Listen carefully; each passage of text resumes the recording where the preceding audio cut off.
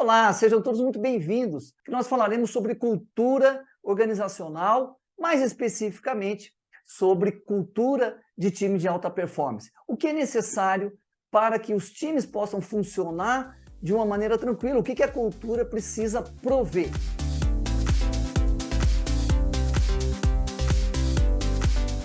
Mas antes de entrarmos efetivamente nos fatores essenciais de uma cultura que sustente os times de alta performance, vamos entender um pouquinho o que é cultura organizacional.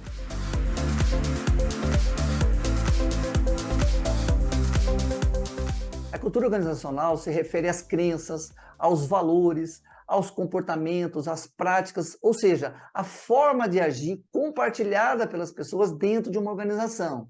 E ela é composta dos aspectos visíveis, aquilo que pode ser observado na organização, as questões físicas, o modo de se vestir, o modo de se falar, os comportamentos que são observados, enfim, aquilo que acontece que está vinculado a elementos já numa esfera mais submersa, né, fazendo analogia aqui com o iceberg, que seriam os valores intrínsecos, aquilo que se dá valor do ponto de vista efetivo. Não estou falando aqui dos valores expressos nos quadros, né, nos quadrinhos, esses são os nossos valores. Não, são os valores reais que são praticados. E esses valores intrínsecos, que definem como que as coisas acontecem, eles também estão vinculados aos aspectos mais profundos ainda, que tem a ver com as crenças, tem a ver com os sentimentos, tem a ver com as percepções que as pessoas têm, e isso também vem dos líderes, que acabam definindo esses valores que vão definir os comportamentos. Esses sentimentos, crenças e percepções, eles nem sempre são conscientes. Algumas vezes sim, mas nem sempre. As pessoas agem daquela maneira, elas têm um sentimento, têm uma crença, têm uma percepção, um modelo mental já instalado, que leva as pessoas a adotar determinados valores que vai definir os comportamentos.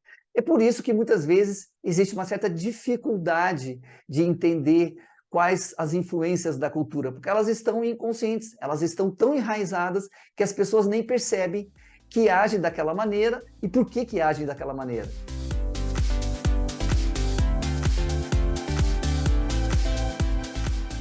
Deixa eu dar alguns exemplos para vocês entenderem melhor. Sabe aquelas frases que são ditas corriqueiramente pelas pessoas na empresa, mesmo sem perceber, elas vão repetindo aquelas frases? Elas representam elementos culturais. Quer ver alguns exemplos? Você já deve ter ouvido essa frase, cada um com o seu problema. O que significa do ponto de vista dos sentimentos, das crenças, das percepções? Significa individualismo. Individualismo e, às vezes, competição interna. Uma outra frase, manda quem pode, obedece quem tem juízo. O que ela significa lá na essência? Autoritarismo, hierarquia. Uma outra frase, aqui ninguém tem a coragem de dizer o que pensa. Um ambiente de baixa confiança, de medo de exposição. Essa outra frase é campeã, sempre foi assim, nunca vai mudar. O que significa essa frase do ponto de vista cultural? Resistência a mudanças, estagnação, ou seja, uma cultura de não evolução. Quando você ouve essa outra frase, não sou pago para isso, eu faço o que mandam.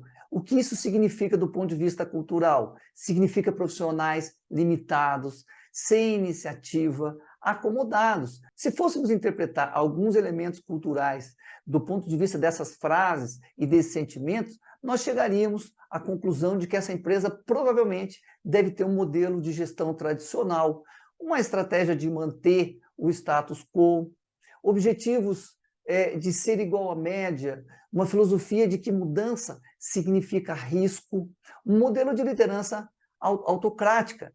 Agora, vamos analisar sobre o ponto de vista dos times de alta performance. Quando falamos que é necessário analisar a cultura organizacional para ver se esses elementos suportam os times de alta performance, o que efetivamente estamos querendo dizer? Se a nossa proposição é ter um modelo de gestão de times de alta performance dentro de uma estratégia ousada, inovadora, com o objetivo de diferenciação no mercado, buscar uma filosofia de mudança, que a mudança é necessária, um modelo de liderança participativo, eu pergunto para vocês, é possível fazer isso com sentimentos, crenças e percepções de individualismo, de competição interna, autoritarismo, enfim, esses elementos que a gente está colocando aqui? Obviamente que não. O que vai acontecer na prática é que esses elementos culturais eles vão assassinar a estratégia. Que é como aquela frase do Peter Drucker dizendo que a cultura organizacional engole a estratégia no café da manhã.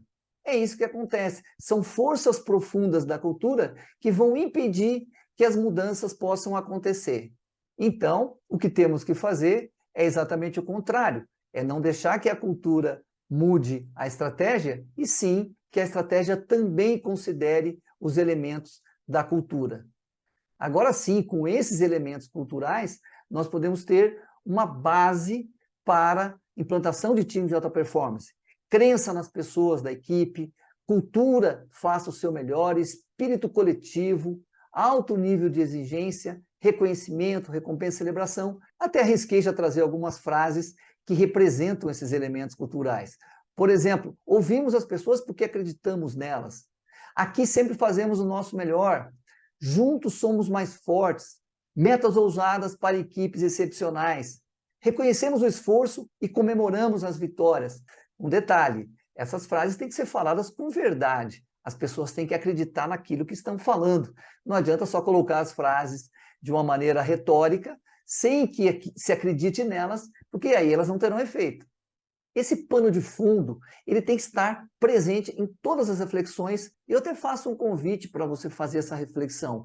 Como é o ambiente da sua empresa hoje, do ponto de vista da coletividade e da mentalidade vencedora? Te vejo então no próximo vídeo.